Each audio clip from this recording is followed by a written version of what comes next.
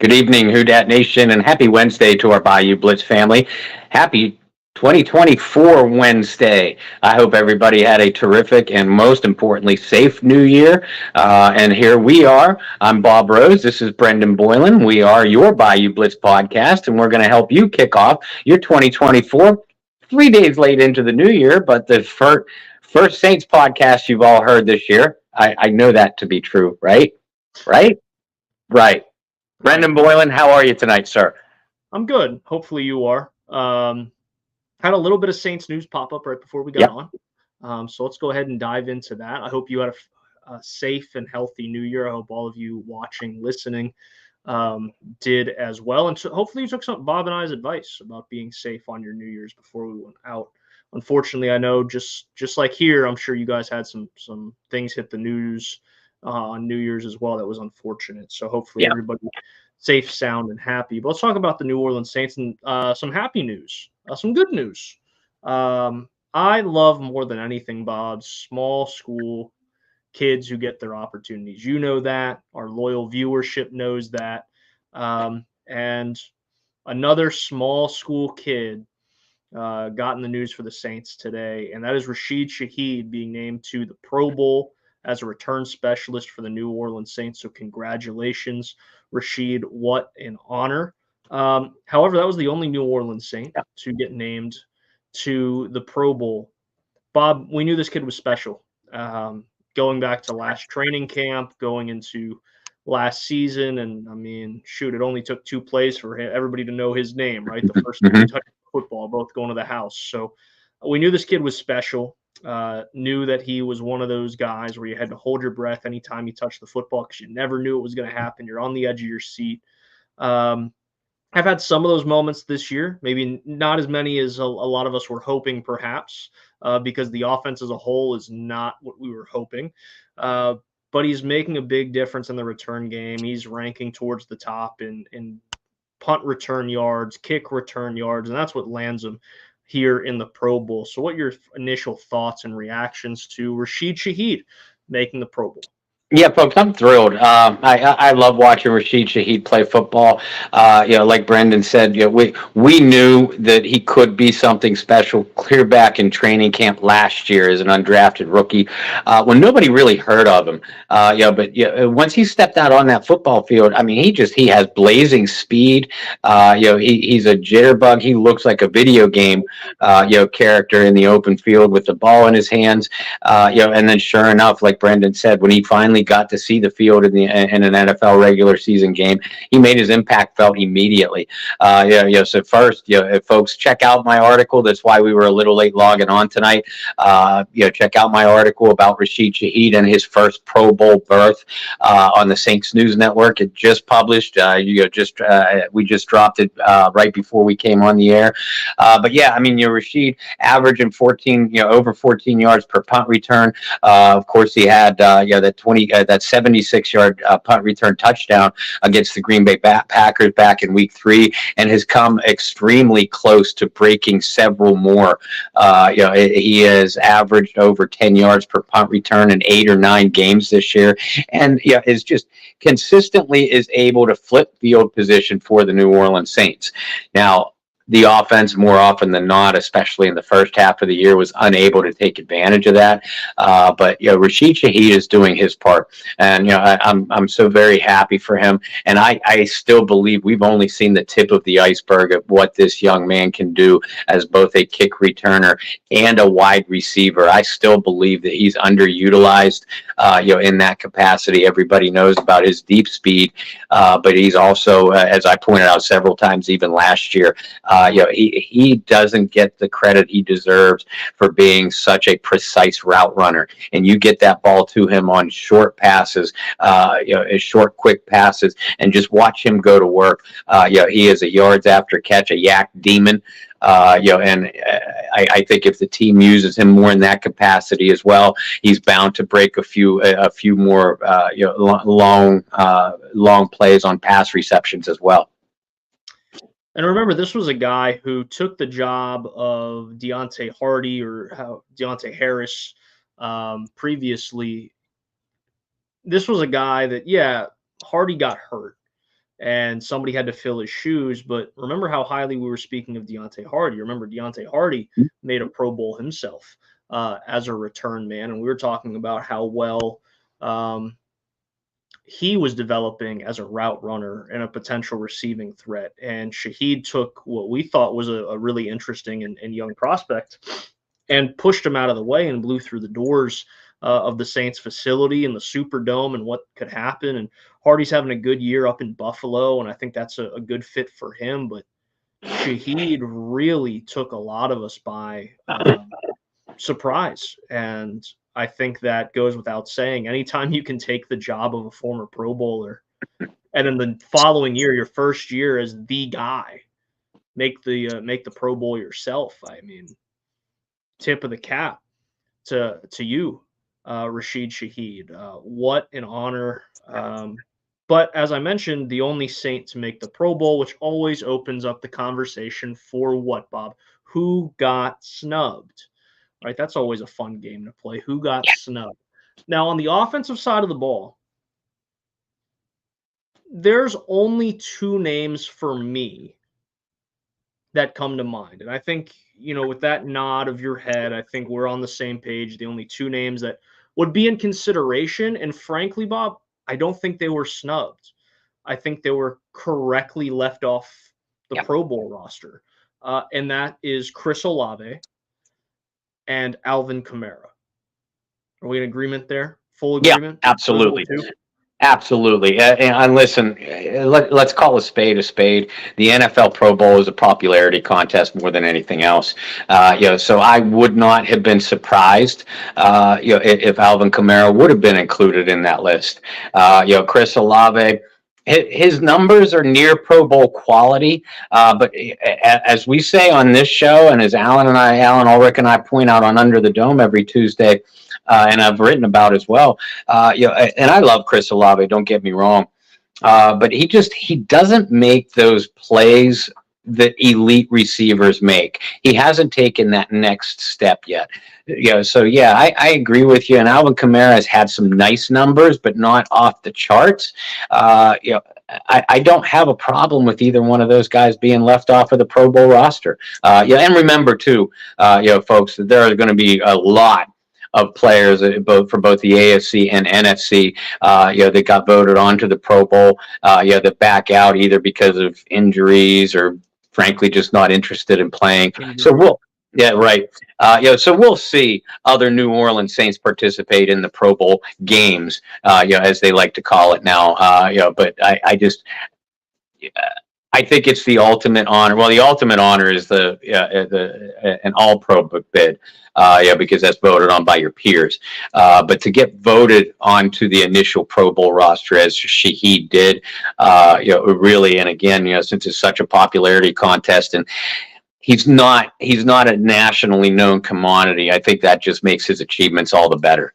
Absolutely, I completely agree, and you're right. There's going to be a lot of Pro Bowl alternates, the word they throw out, alternates that'll make it, and in the history books they're Pro Bowlers, right? So I mean, that's all that matters. And there's like when you pull up a guy like Drew Brees who made a ton of Pro Bowls, you don't see the little asterisk that says Pro Bowl alternate. This year, that year, it's just Pro Bowl, right? You're gonna have plenty of those guys for the Saints. When I say plenty, there might be one or two.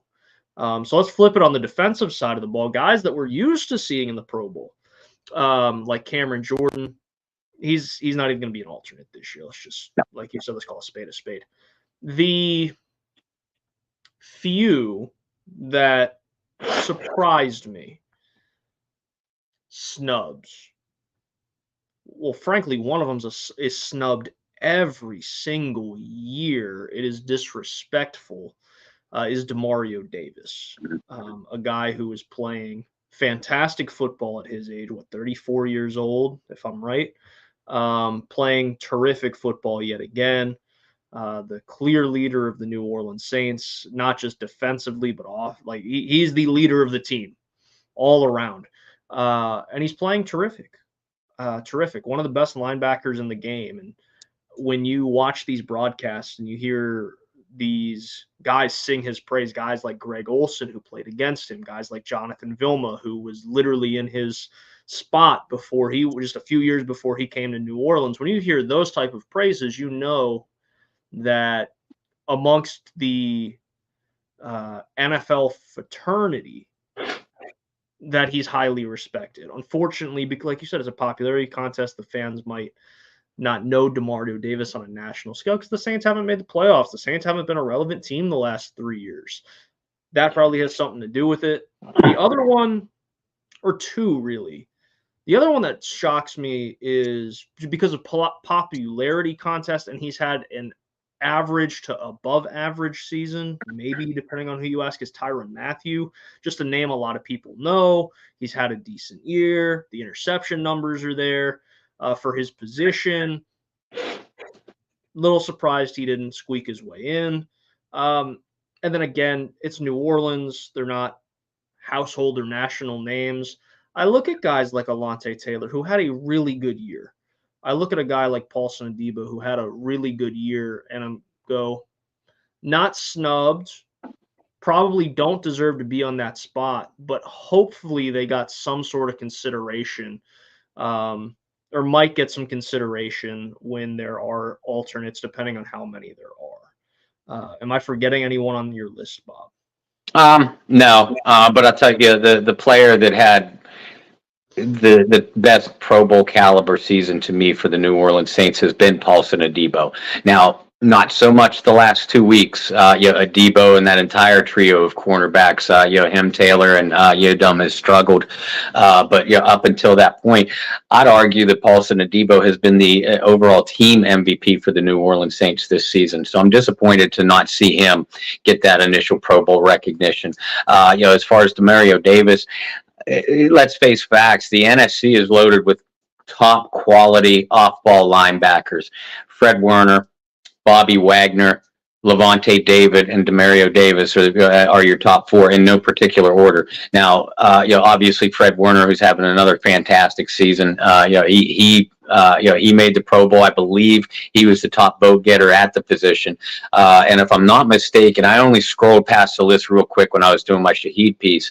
I think Bobby Wagner was the other off-ball linebacker. In my opinion, DeMario Davis, has had a much better season, than Bobby Wagner. But again, I mean, you're talking about name recognition here, and because of the name, I'm a little bit surprised Tyrann Mathieu got left off. But again, folks, these are players that we still could see in the Orlando Pro Bowl games, as alternates, depending on if the Saints qualify for the postseason and are able to advance far, and what happens with these other players that were voted in ahead of them. Let's talk about one other piece of Saints news before we talk about, what's on the bottom of your screen. The Saints season coming down to the final week for the third straight season. Restructures have already started. Welcome to cap hell for the 11th straight season. I might be shortchanging it with 11 straight seasons. Honestly, it might be 2 decades at this point of cap hell. But Marshawn Lattimore restructures his contract. He doesn't even restructure it. The Saints turn it into a signing bonus or roster bonus or what have you, and that doesn't come into effect until sometime in the future. It does not take effect immediately. And the way that restructure works, there were, I think it was Underhill who reported the way that restructure works could open the door for a trade as well. No, just the opposite. Just the opposite. For those, and Brendan and I have thrown out the mild speculation too. For those that might have thought Marshawn Lattimore would have been on the trading block this coming off season, this restructure all but completely eliminates that. As the way the contract stood in the first place, the Saints would have taken a tremendously large dead cap hit if they would have moved him. And when I say move, I mean traded, because you're not going to cut a Marshawn Lattimore, not at his age and production. now that this restructure has taken place, that dead cap figure has gotten even larger, almost to the point where Marshawn Lattimore is unmovable. So again, if you're looking at this roster, thinking, okay, what veterans could the Saints trade to get back some draft picks or some younger players, or get younger somewhere, or save cap money? Marshawn Lattimore fits in none of those categories. So you have that news. The following news, or the news that came out along with that, was the report that Derek Carr would be willing to restructure his deal to give the New Orleans Saints some cap relief, saying that he's here to win, and anything it takes to help the team win, he's willing to do. Not the biggest news in the world for you folks, but cap cutting has already started, and we're not even at the end of the season yet. Shouldn't be a surprise to many of you. And now Lattimore's going to be a New Orleans Saint for the foreseeable future. While regardless of what happens the final week of the season, whether the Saints get in or not, and obviously we're about to get to that, I do want to say this: regardless of what happens, the guys' names that have been associated with the trade block will likely stay there. And some of the rumblings and the rumors of this player leaving, that player leaving, I don't think any of that changes. Those rumblings are still going to be there. I think phone calls are still going to be coming in for particular players. So yeah, we'll leave it at that. There's plenty of time to get into that type of discussion. We have a full off season ahead of us. We don't know when that off season starts, but it is ahead of us either way. Let's talk about where the Saints sit. New Orleans defeats Tampa Bay in not the most dominant showing by New Orleans, but a good showing. And the defense certainly raising the bar a little bit here late in the season, playing very well against a quarterback that embarrassed them in week 4, coming away with a handful of takeaways, giving the Saints good field position. Derek Carr had a pretty good game. The Saints managed offensively without Alvin Kamara for a good bit of that game, who's questionable. Not questionable, but he was limited in practice, or did not practice. Whew. Let's get all those out of the way. Did not practice this week, today, to start the week. So there's positives for the Saints. But this is the 3rd straight season where we go into the final week of the year, and it's not a simple math equation, right? It's not win and in, which is a situation you would like the Saints to be in. Yep. But this is a situation where the Saints need to win and need help, which is starting to sound familiar. And you can go back throughout this season, Bob. And if I've done it, I know you've done it. Yeah. And thinking of games where it's like, okay, the first one that comes to mind, Green Bay week 3. That's the very first one that comes to mind. You're up 17-0. If you win that game, you're in a situation where you win and you're in. That's the first one. Jacksonville comes to mind just because of the late drop, and that could have gone to overtime and this and that. All the games where the Saints just started flat, busted their butt to come close, and fell short, and you go, well, if they didn't start flat. All of those games come to mind. And you're going to remember this a little bit better than me, maybe. We're gonna test out your memory bank, because mine's not very good going back to last year.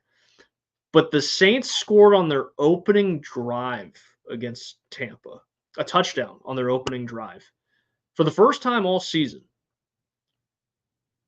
Wasn't that a very similar statistic last season? Yes. And how long did it take the Saints to score on their opening drive last season? Was it the final week of the season? It might have been a couple of weeks prior to that in the second game against Atlanta. Don't quote me on that.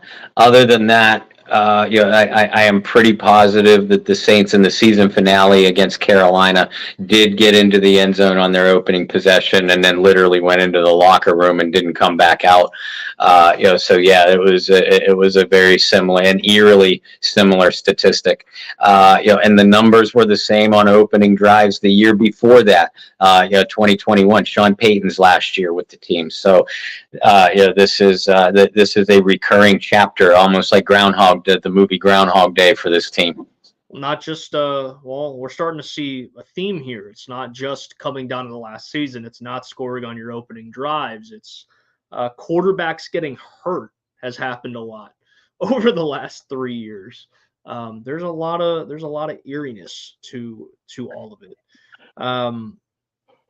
What were some of your positive takeaways against Tampa Bay? Like I said, looking at the score, especially there in like the third quarter, I think the Saints were up 20-0 at one point. Mm-hmm. I think if you didn't watch the game and you looked at the scoreboard, you're like, oh, the Saints dominated in all three phases. They played a good game. I'm not saying they didn't play a good game, but there have been other victories for New Orleans this season that the final score was closer in margin, where I felt like the Saints played a more complete game or a more dominant ball game. They played well, don't get me wrong, but I think the scoreboard to me was a little deceiving, because I don't think the Bucs played well enough to keep it a 10-point ball game. Mm-hmm. I think the Saints played much better. I think the offense didn't play. Obviously, the offense didn't play that late catch up to make the stats look a lot better than they actually were. But I still don't feel like that was the most complete Saints performance I've seen this year. It's really easy to go back to like the Patriots game and say that was the most complete performance. They shut them out. It's really easy to go to the performance against Carolina where they, but it's Carolina, or even the New York Giants game. I'm impressed with this victory, but I still have like a taste in my mouth for more. Like it still wasn't a win where I was like, woohoo. It was one of those like, all right, they got the win. They lived to see another day. But it wasn't a win I got super duper excited about. You may feel different. If I look at the game individually, I actually did get excited about it. Now, in the overall landscape, I felt the same way that you did, because I knew the task in front of them this week, where they have to win again, and get some help. So I was taking that into the broader spectrum. But I would actually, and I agree, I wouldn't use the word dominated Tampa Bay. I would use the word controlled. The New Orleans Saints were in control of this football game for over 3.5 quarters, really. And because of that, and the opponent, the Buccaneers, who'd beaten them 3 straight on the road, Tampa Bay having won 4 straight, coming in with a winning record, and we knew Dennis Allen was 1-13 against teams with 500 or better records when they played them coming in.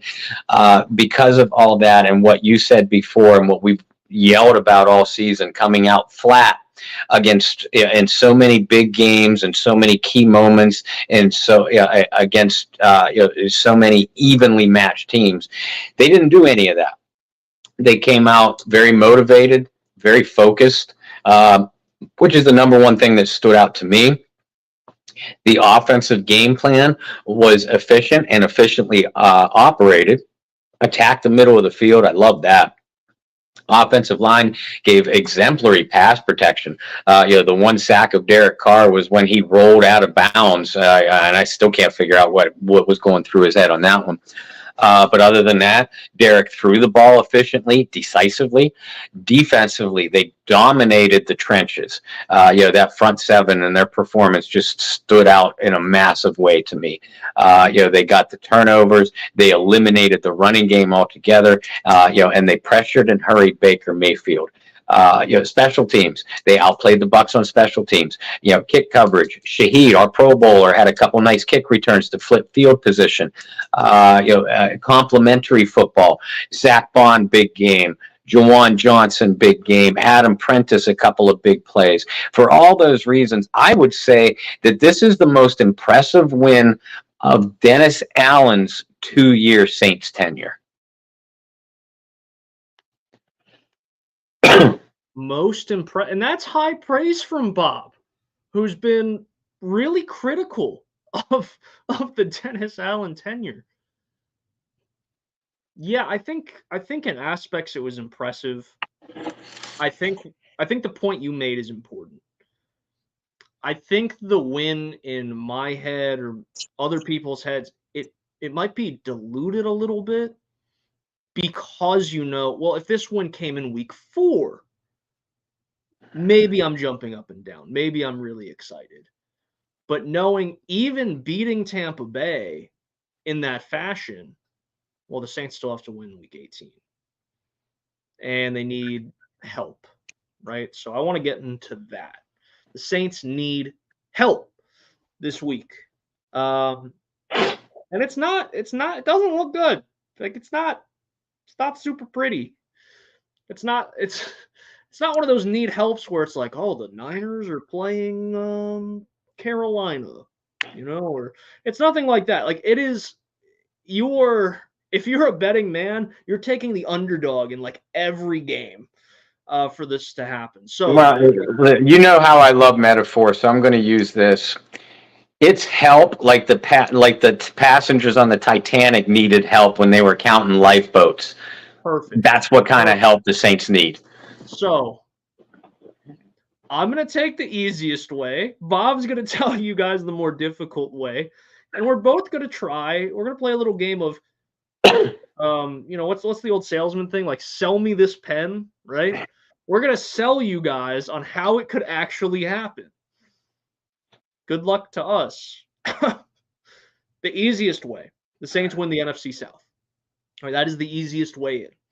And it's very simple. It is a 2-step math problem, which I'm not good at math, so I can work with that. That's why you took the easy one, isn't it? You're dang right. You're dang right. Easiest way. The Saints win. They beat the Falcons at home, which, regardless of whether the Saints make it or not, beating the Falcons last week of the season, I think means something. Yeah. It always means something, but particularly this one. So Saints beat the Falcons at home. And, not if, not or, and Tampa Bay must lose to the Carolina Panthers. How do I convince you guys that that's going to happen? The Saints are coming off a very dominant performance against Tampa Bay.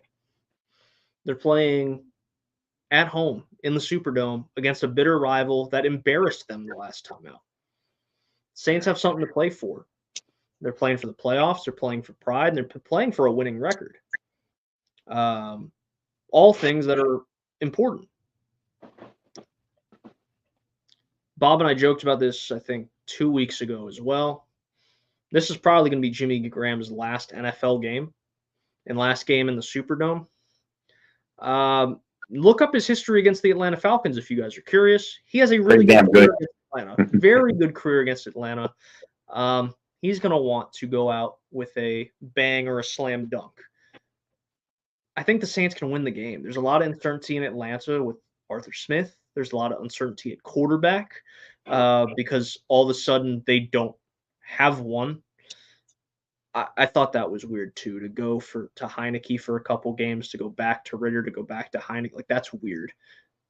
They haven't used Bijan Robinson very well. Cordero Patterson, who was really good for them, really good in that Joker role, not being used effectively.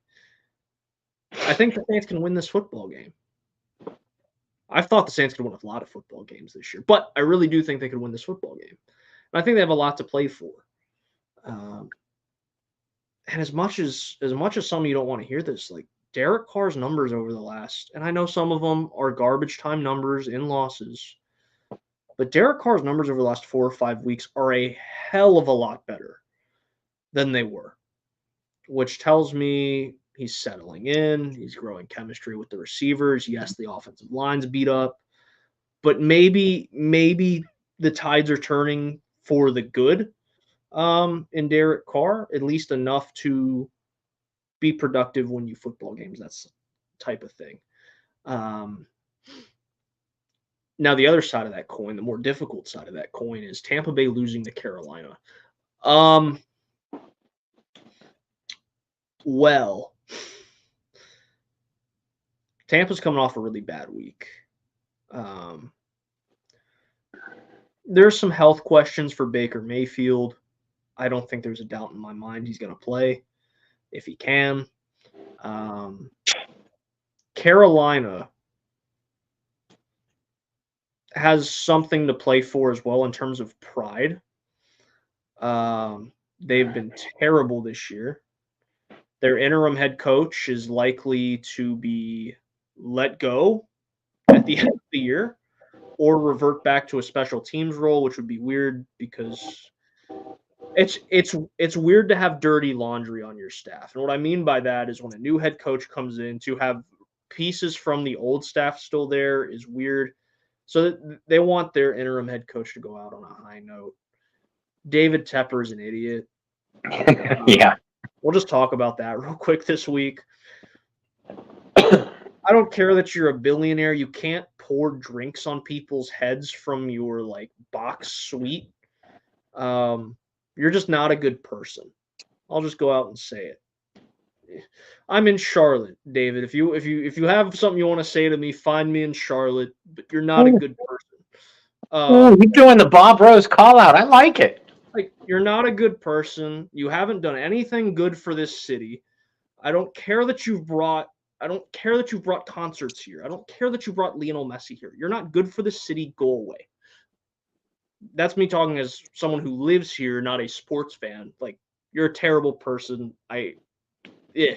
Anyway, I think the Panthers in an aspect, because they've been in the news for such negative things, of course they want to win the last week of the season. Now, some of those guys just want to pack it up and go home and don't really care. You've been in locker rooms, you've coached teams, you know when guys are mentally checked out. Mm-hmm. I guarantee you there are plenty of guys in that Carolina locker room that are mentally checked out. But they could ruin Tampa Bay's chances, right, of making the playoffs, which is a prideful thing as well. Last point on that game before I hand it over to Bob. The game's in Charlotte. If you look at Carolina's last win, they beat the Falcons in Charlotte in what was a flood. There was a ton of rain that whole week leading up, and for the 6,000 people that were at that game, they got drenched. Do you know what's in the forecast in Charlotte for the rest of the week?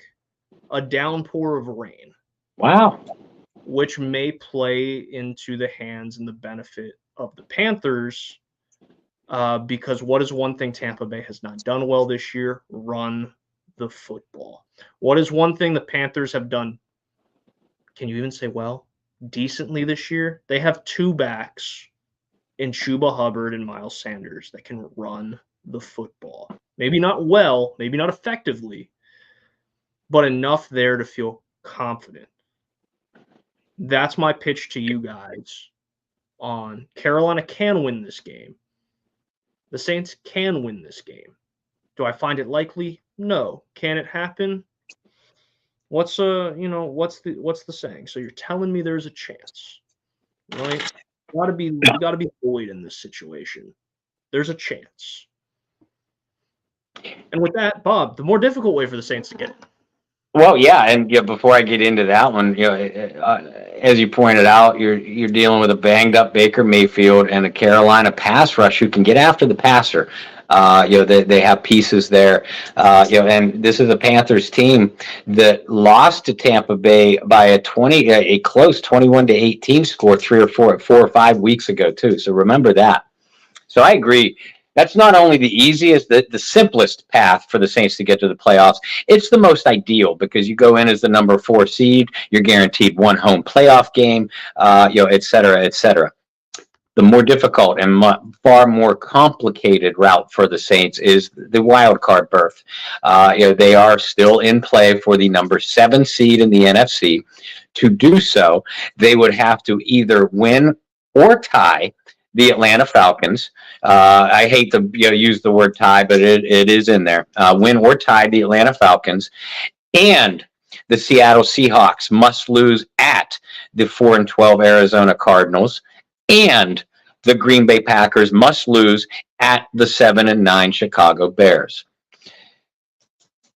I mentioned the records for a reason. The Cardinals are 4-12. They are a bad football team, but they're coming off a win at the Philadelphia Eagles.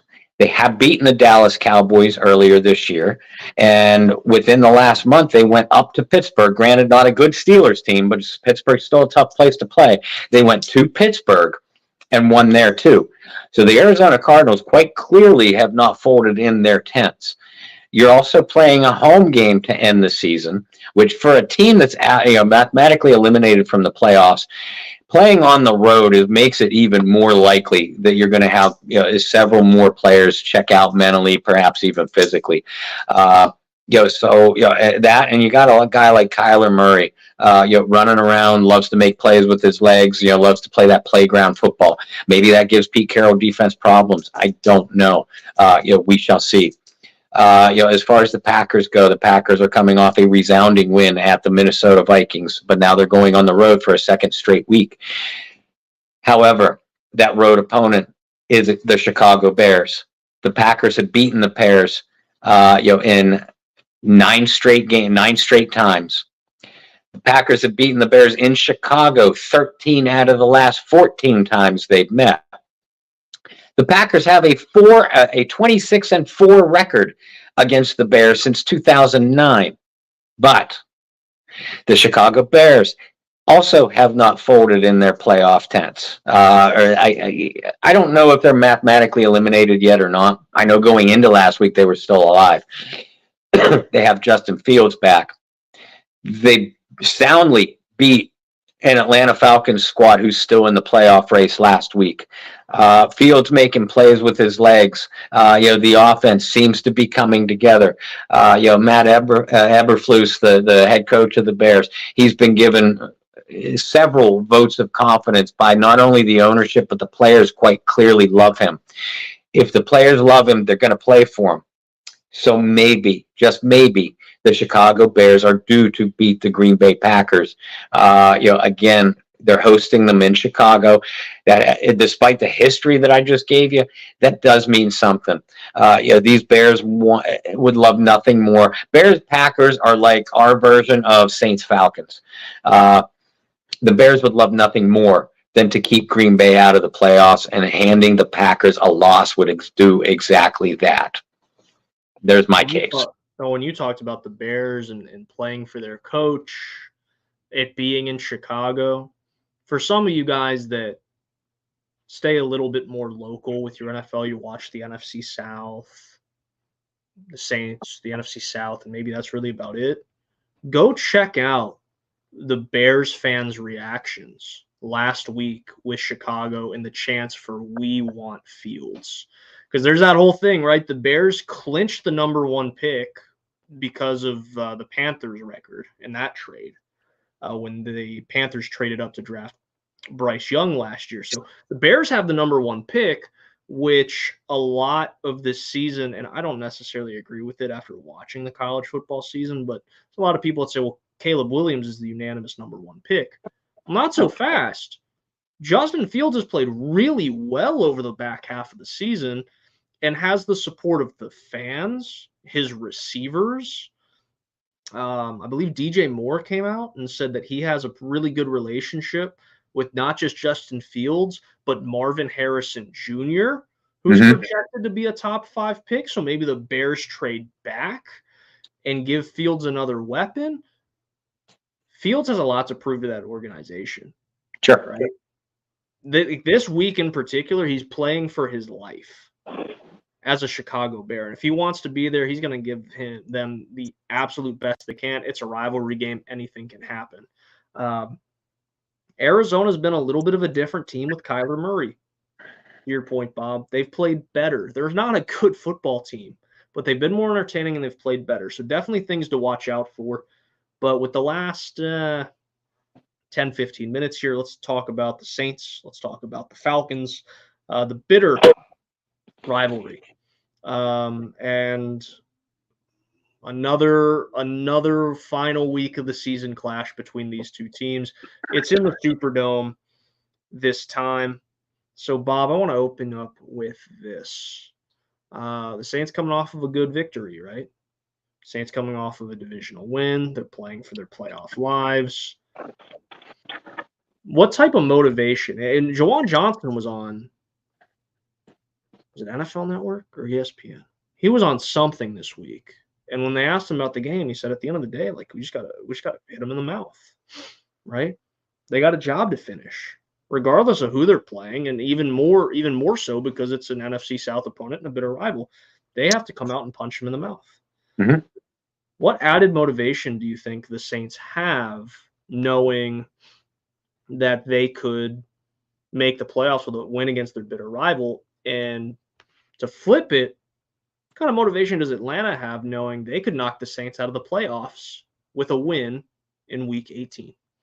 Well, not only that, but Atlanta could win the NFC South too if they beat the Saints and the Buccaneers lose, because Atlanta holds at that point, all three teams would be tied at 8 and 9, and Atlanta would actually take the tiebreaker because of a better record against common opponents between the three teams. So Atlanta is still alive, not for a wild card berth, but for at least the division title. So that's all the motivation you should need. But I found it very interesting, Jawan's comments about coming out and punching them in the mouth. And that's what they did against the Buccaneers. That's also what happened to the Saints the last 3 times they had played Atlanta. Now, 2 of those 3 times, the Saints emerged with a victory, both times last season. But earlier this year, the Falcons absolutely have manhandled the Saints defense with their running game in all 3 of their last meetings.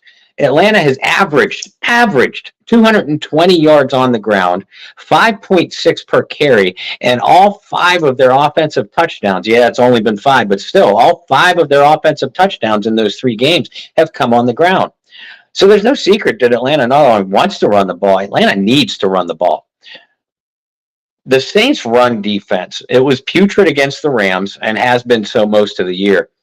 But sandwiched between that, on the outside of that Rams game, you had the Giants a few weeks ago, and then Tampa Bay last Sunday. Tampa Bay's run game, while not good, had been better. And the Giants with Saquon Barkley. The Saints absolutely demolished both running games. And that's so. Maybe they're on the right track here. And again, we pointed out, Brendan and I did, how motivated, how fired up this team looked to start the game against Tampa Bay. Now you have New Orleans Saints fans excited for you again, for the possibility that you're going to make the playoffs, and you're at home against a hated rival. Forget bitter, against a hated rival. The rivalry exists more in the fan bases than it does on the field, I think. But you have the chance to really get, you have the chance to really get this Superdome crowd behind you if you start the game well. And I think that's added motivation for the Saints right there. In a conversation with our writer Ross Jackson earlier today, when he's getting ready to publish his, he does a roundtable for us weekly, folks. So check that out on the Saints News Network. He basically gets game predictions from us all. And I called myself and I quote, a reluctant believer, a hesitant, reluctant believer, because it almost looked like the light finally turned on for Dennis Allen's New Orleans Saints last week. Granted, it's only one game. They still have to win back-to-back games, something they've only done 4 times in the 2 years under Dennis Allen, by winning this week. But again, I was impressed at the way they won this game against a division rival that had been on a hot streak. You're on the road. Both teams had loads to play for, and the Saints just came out more motivated. maybe that carries over. By God, it should. By now. And granted, if that light has indeed come on for these players and Dennis Allen collectively, it only took 33 games to do it. But nevertheless, here we are. Now, obviously, as we just pointed out, the Saints need help. That's a hole they dug themselves. But they can at least show that they care and are competitive enough to take care of their own business on the field. And I believe that that's added motivation, if nothing else, than to go into the offseason with. Do you think it gives the fan base some hope if the Saints were to come out and play a dominant football game in Week 18, similarly to what they did last week, and ultimately not get in? It'll give a fraction of the fan base hope, but let's face facts. And you and I both have our thumb on the pulse of social media. There's a large portion that that has wanted the Saints to lose for the last 4 or 5, 6 weeks, just because they want Dennis Allen and/or Derek Carr gone. You're not going to please those fans in any way, shape, or form. But I believe. I do believe that there's a faction, a portion of the fan base that would feel pretty encouraged if you thump the Atlanta Falcons, a week after thumping the Tampa Bay Buccaneers, and you go into the offseason with an added glimmer of hope. So yeah, I do believe that would get at least a fraction of the portion of the fan base on your side, and that's important when you have a coach that's been under so much fire, when you have a veteran roster, when you have a front office that now suddenly has a microscope on it, and you're also needing to remember too, you got to attract free agents, at a bargain. Yeah, you got to be able to attract free agents, and if a free agent NFL player looks at a situation and sees a degree of dysfunction, whether it's from the fan base, from the locker room, from the coaching staff, from the players, or the front office. Any kind of dysfunction sensed among that's going to be a major turnoff for pending free agents. Believe you me. With that said, and specifically what you said about the portion of the fan base that has wanted the Saints to lose because they're ready to see the end of DA and Derek Carr, which, I mean, if you've watched our show or listened to our show, you know that Bob and I's feelings on that is that's not going to happen. And I think it was 100% clinched by last week's win, by the way. Yeah, no, absolutely. Unless, I mean, even if the Saints get the doors blown off of them in Week 18, they're both coming back. I don't think there's a doubt in my mind at this point. With that, Carr had a good week last week. Mm-hmm. Carr's had a pretty good last 4 or 5 weeks statistically. Mm-hmm. Right? What are we at now? 10 touchdowns to 1 interception over that stretch? Maybe 11 something like that. Pretty good. Pretty good stretch. Tied for the NFL lead in 300-yard games this year as well, at least going into last week. The stats, and I said this last week, stats can be deceiving, right? The old quote, like numbers never lie, is not true. Numbers can be deceiving, but Carr has started to put some things together. Does he get booed the last week of the season? I think if they introduce the offense first, or when the offense first takes the field for their first drive, there will probably be a smattering of boos. Those boos will increase if the Saints start poorly, not only for Derek Carr, but really for the entire team. But I agree with you. I think Carr has played very well, really, over the last 6 or 8 weeks. With a couple exceptions aside, he shows a good, and not only statistically, but he shows a much better grasp of the offense. He has been far more decisive, much more accurate. So I think if he comes out and has that kind of game right off the bat against the Atlanta Falcons, I think even the most ardent Derek Carr haters that'll be in that Superdome, I think any small amount of boos will be overwhelmed by the amount of cheers, if the Saints are playing well. Now, again, You have to win over the Superdome crowd at this point to get the crowd on your side. They're not necessarily going to be against you, from the onset like they were against the Giants a few weeks back. But they're, when I called myself a hesitant, reluctant believer, I believe that those three words probably apply to a very large portion of the fans that will be in attendance on Sunday. So again, you got to win them over. You got to make them firm believers, to get that noise cranked up. But yeah, there'll probably be still a small smattering of boos, at the very least, for Derek Carr specifically. You say there's a lot of people in the Superdome that are going to be hesitant, reluctant, hopeful fans, right? I see a lot more fans being there for the fact that it's Saints Falcons. In fact, ticket prices I haven't looked at ticket prices this week, but I can't imagine they're super high.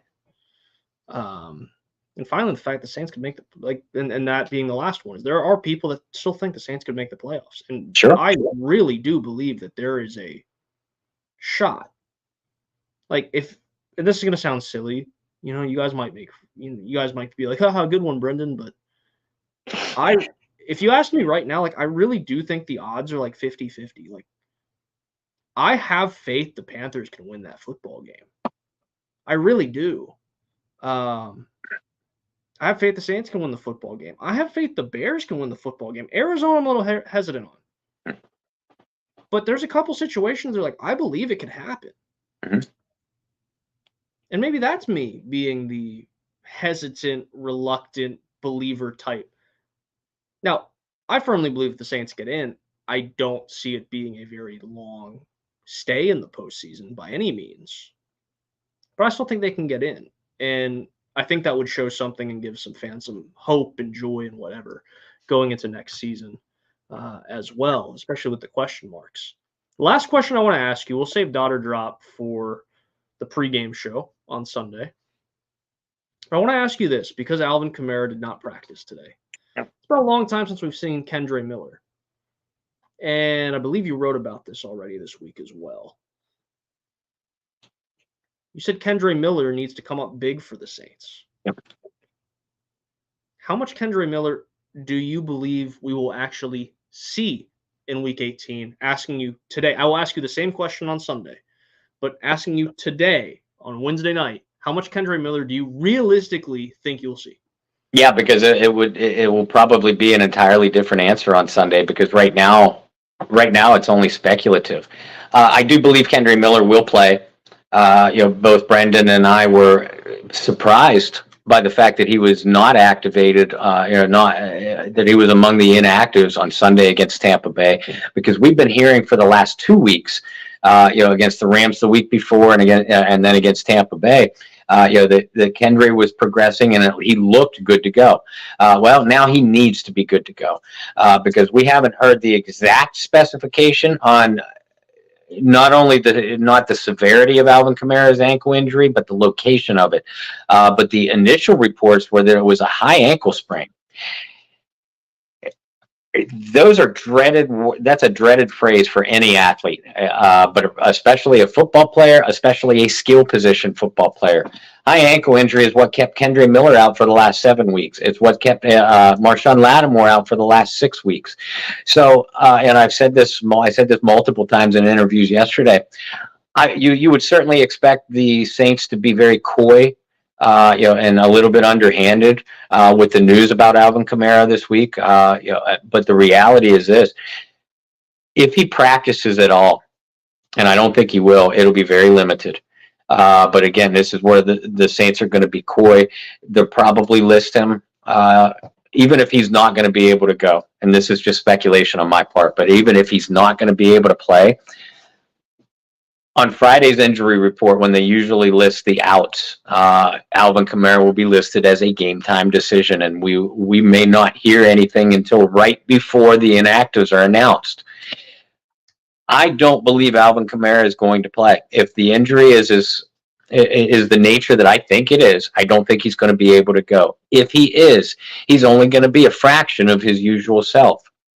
And it's therefore why I think Kendre Miller has to come up big. Yes, Jamal Williams will carry the brunt of the backfield load, and you have Taysom Hill, who, by the way, somebody text Pete Carmichael, remind him that Taysom Hill is still on this team, because he's at a total of 5 carries in the last 3 games combined. But Kendre Miller brings something to the offense that Jamal Williams cannot. That's 2 things: a degree of explosiveness and receiving ability. And we've seen both of the flashes of both of those things when Kendre Miller has, on the rare occasion, Kendre Miller has been healthy this year. He hasn't made much of an impact, but the impact he's made has been as a receiver. Both Brendan and I loved this kid coming out of TCU, loved him during the draft process, and we completely understand why the Saints are in love with him. Now, Kendre Miller needs to show the rest of you guys, the fans, and show why the Saints were interested in him. And I think he's going to be needed. Now, he was a full practice today. So again, I would be surprised if Kendre doesn't play. How much activity he gets, obviously, in the no dust statement of the week, obviously that depends on the status of Alvin Kamara. But at this point, I think Kendre Miller is going to see a lot of snaps because I don't believe Alvin Kamara is going to be able to play. I think Alvin's going to give it his best go. I'll leave it at that. I think he will give it his best go, considering there is something on the line here. And like I said, even if the Saints don't get in ultimately because they don't get the help they need, a win eliminates Atlanta from the playoffs, right? And that's something to play for as well. So, with all that, we'll see if Kendre plays. I like Kendre. Going back to the draft in the process, I was really shocked the Saints took him because I didn't know if he'd be there. Like, I figured there'd be, in that draft in particular, I thought there'd be an earlier run on running backs. I just thought it was going to happen. I was obviously wrong, and the league's value of running backs was completely different than I thought it was going to be this offseason. And I think that shocked a lot of people too. But kid's really talented. I remember us saying a lot.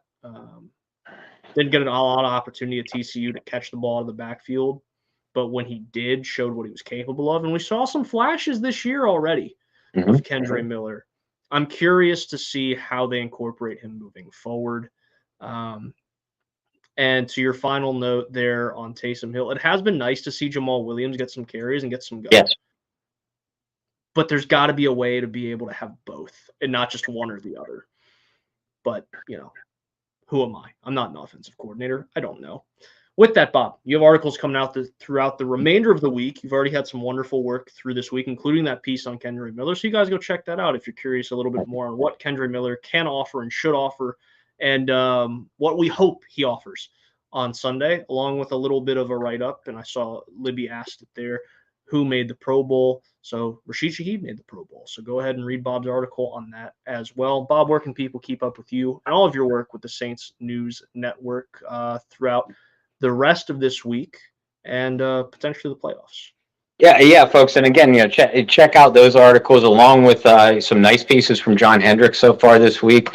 Good pieces coming out from Ross Jackson, and of course our editor-in-chief Kyle T. Mosley. All of us at the Saints News Network, at Saints News on Twitter, and the SI.com team page. I also post all of my articles on my personal social media, which you folks can follow Bob Rose on Facebook, at Bobby R 2613, and make sure all of you go to or get other Saints fans to the Bayou Blitz Facebook page and Bayou Blitz Twitter page at Bayou Blitz Pod. You all have done such a fantastic job of boosting each of those pages. Keep up the good work. We've reached a little bit of a lull, but Brendan and I understand it's the holiday season. You're focused on family, as you should be, but holidays are over now. You can forget about family and focus back on the Bayou Blitz. That's right. Absolutely. We are your family. So continue to focus on us. We got to learn to be a little bit nicer about that, Bob. We don't want to discourage people. We don't want people just to openly disappear from their family. Just find your other family. That sounds a little culty. Maybe I shouldn't say that. Find your other family. Woohoo! Well, hey, listen, and I'm Italian, so I'm allowed to say this. You can have two families. You can have your blood family, and then you can have the Bayou Blitz Mafia. Which, by the way, maybe we should change the name of that page. Ooh, I like that. Bayou Blitz Mafia. Bayou Blitz Mafia. I like that. I mean, we're both admins. We can make it happen. We can. Well, you know what? Let's kick it around. Maybe we'll post a poll, in the group. So, by the way, if you're not a member of the Bayou Blitz group, you can't vote on the name. Remember, this is your group, this is your show, and we are your hosts. We could do that now because you know what happened to Tommy DeVito? I don't know. Bayou Blitz Mafia took care of him. That's what it was. Exactly. Forget about it. Forget about him. Anyway, for me, you can follow me virtually everywhere at BT Boylan. You can keep up with all of our work. I do want to thank you guys for an incredible 2023. Really looking forward to everything coming in 2024. Make sure to follow my production company. You see the logo, the new logo that's been on the YouTube teasers and what have you for this show. But go ahead and follow Bottom of the Mug Productions. We have some really exciting things coming up in 2024, and I may or may not have some exciting news regarding some of the film world with that as well, getting back into that. So go ahead, give it a follow at BOTM PROD. I gotta find a better way to do that on Twitter because it's anyway. And obviously follow us at the Bayou Blitz Pod on Twitter, Bayou Blitz Facebook group, Bayou Blitz Mafia Facebook group. We'll see what happens. Libby says she likes Bayou Blitz Mafia. I like it. It feels natural. But yeah, we'll kick it around. Brendan and I are superstitious. I am especially superstitious, especially when it comes to sports. Yeah. So I don't want to change anything before Sunday. But yeah, I think we'll post a poll because we are you guys' mouthpiece. So we won't do anything without a consensus vote. But on behalf of the Bayou Blitz Mafia family head member Bob Rose and my capo Brendan Boylan. Italian now, family. How about that? You've never seen a Scottish Korean Italian before, but now you have. It just means you can't be a made man. That's all. You could still be in charge. Okay, so be it. All right, guys. Well, we appreciate it. We're going to be back with our Bayou Blitz pregame show on Sunday, the final pregame show of the regular season, and we'll break it down with you guys post-game, win, lose, in the playoffs, not in the playoffs. All those games are at 1 o'clock, right? We don't have to.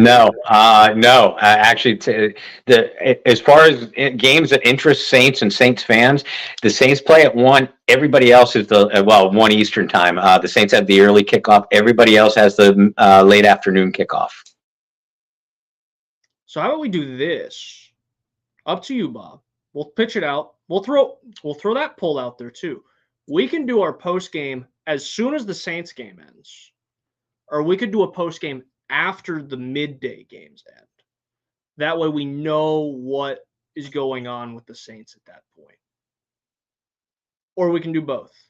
We'll leave it up to you guys. We'll throw a poll up there. Bob and I will chat about it. We'll see what happens. How about that? Works for me. It's a weird situation. Like, I'll throw this out here. And you guys know, some of you guys don't. I love soccer. I'm a soccer guy. Decision days are the best in soccer, like final week of the season for soccer, because everybody plays at the same time. So you know after your team's game or match is finished, what's going on. This week in football, it doesn't really help you. You know, you kind of wish everybody had to play at the same time. But I digress. Guys, thanks so much for tuning in. We will see you guys on Sunday, potentially multiple times on Sunday. Until then, have a great rest of your work week. I'm Brendan Boylan. That's Bob Rose. See you on Sunday. Who dat?